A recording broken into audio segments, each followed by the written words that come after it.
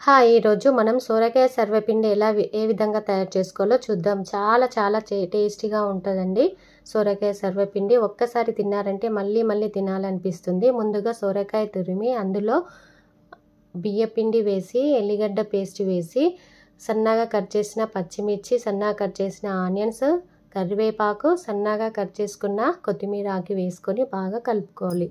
మరియు అందులో ఇప్పుడు దానికి సరిపడా కారము, నువ్వులు, చిటికెడంత పసుపు, అలాగే దానికి సరిపడా పిండికి సరిపడా సాల్ట్ వేసుకొని బాగా కలుపుకోవాలి.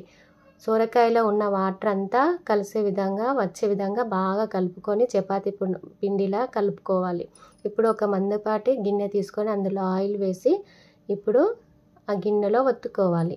ఇప్పుడు ఒత్తుకున్న తర్వాత హోల్స్ వేసి ఆ హోల్స్లో మరి కొంచెం ఆయిల్ వేసి ఇప్పుడు స్టవ్ పైన పెట్టేసి రెండు వైపులా సన్న మంటతో కాల్చుకుంటే సరిపోతుంది.